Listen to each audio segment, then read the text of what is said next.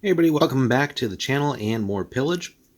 Today we're taking a look at another expansion that they've actually released. It's cool that it's also just a free PDF from Victorum. So basically they're adding some more scenarios to the game, and so in addition with the first little expansion that they did with the East, where they added some new factions, it's cool to see that not long after the release of the game, we're already getting 5 more scenarios to test out and play. So it's called Winding Ways. Check it out on the Victrix site, guys. But basically, yeah, additional scenarios. So today we're going to take a look at the first one, which, if you're gaming in the period, you probably already know about the lore behind it, right? The Battle of Stamford Bridge.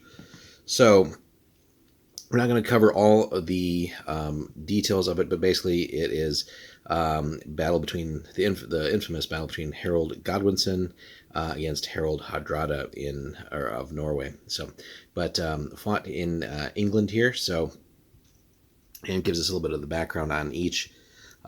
So, the armies that we'll have here, obviously, then would be Anglo-Saxons and Vikings. The army budget 800 for the attackers, 600 for the defenders. So an unbalanced scenario as far as force sizes will be concerned.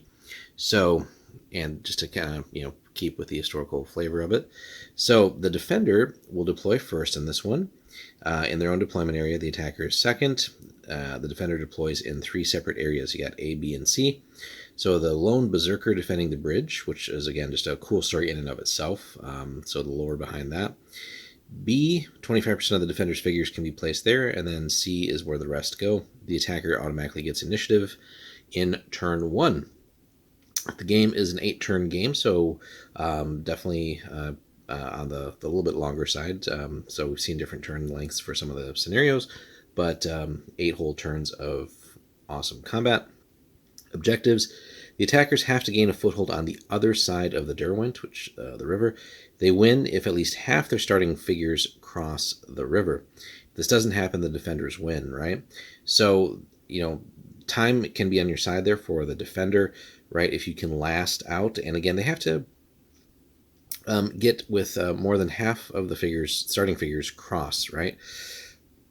So if you can whittle them down early, or just bog them up, and just slow them down as much as possible, and ideally, if you even get lucky, maybe you just kill half of their more than half their guys before they cross, so you just automatically win, right? It doesn't matter if a few more cross beyond that. So it's just a tough one, but a nice tough battle to essentially gain ground. So it's a little bit of a variation on the sort of like take and hold type of scenario, or where you're just trying to push into the opponent's side of the board, but very specifically here, kind of centering around the central bridge for the most part.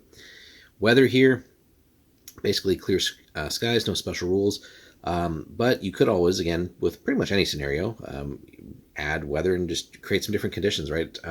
So if you want to refight Stamford Bridge, but with some different variables and stuff in there, maybe even different forces, you can test that out and really provide some extra depth to the scenario, and just some more variety, right? You could even try it out with actually exactly balanced forces and see how that works. So there's all kinds of variations, but keeping with what's written here, generally no weather.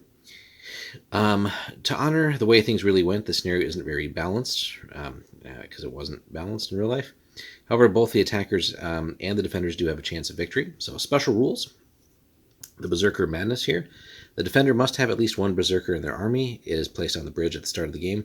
It can't leave the bridge until it has eliminated at least one victim.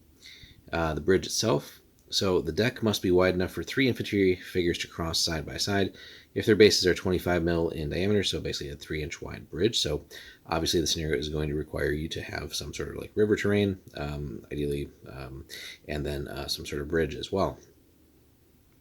The ridge, this is a hill that hides the attacker's figures across the deployment area, counts as difficult terrain. We'll take a look here in just a second.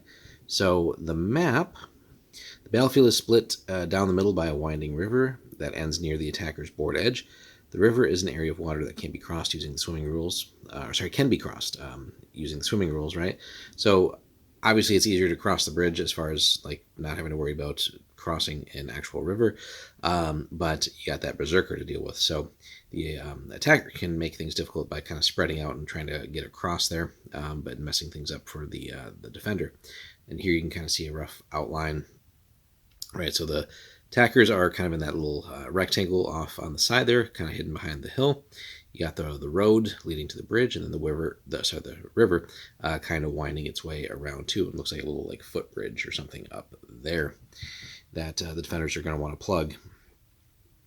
You can also see the 3 different defender areas, so getting to that little footbridge will be a little bit tough as well, but the attacker is going to have to spend some time getting over that way as well. So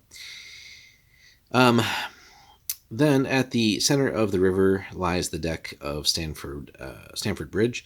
However, there's also a tiny bridge near the attacker's board edge that's wide enough for one figure to cross, so basically a little like an inch or inch and a half to cross there. So again, kind of what we're pointing out. The defender's deployment area B is an 8x4 square, or not square, rectangle, situated at the center of the road, 10 inches from the table edge, so kind of gauge the distances there. And then the C area is 8 inches deep, located around a little hamlet on the southern edge of the table. The attacker's deployment area extends 8 from the northern table edge. Ridgeline hides the attacker's troops, stretching across the whole deployment area and all the way down to the river below. So basically, the defender won't necessarily be able to snipe anybody if they have missile troops right away, although the attacker is going to want to get across the bridge sooner rather than later. So they're going to have to start coming out and either maybe trying to sneak some guys around this side, get a little bit of cover from any missiles there, maybe get some guys up on the hill, though, start plinking away at the defender. You have the numerical advantage. So that can make something pretty rough for the scenario if you get a decent selection of archers up here and just start plinking away, or even trying to eliminate the berserker and stuff. It's going to be pretty rough. So the defender's going to be in a tough spot just because they're going to be likely outnumbered, but also just with kind of the other things stacked against them. But you can definitely try to bog that up as much as possible. The river should present some difficulties too. And if the attacker wants to spend all the time getting over here to kind of start crossing single file, could be a nice diversion, but the defender shouldn't get sucked in too easily into that.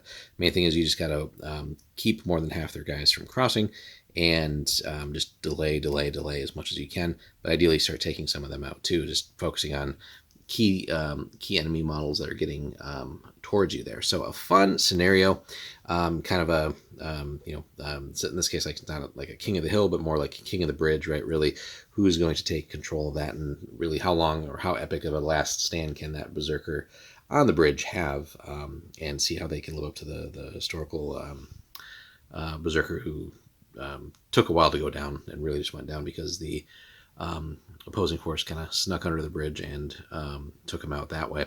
So a lot of cool stuff here. And again, imagine refighting this with different forces, right? Different one-offs here. Doesn't just have to be Anglo-Saxons and Vikings. You can have all kinds of other neat combinations and maybe even create some variations, right? They mentioned adding weather. Well, we could also try fighting at night or coming up with other things. So lots of neat ideas here. Let us know, guys, if you've already had a chance to play Stamford Bridge and how that's gone for you. Did you use the historical setup here, or did you make any variations of your own? Hit us up in the comments. Thanks so much for watching, and we'll have more Pillage for you soon.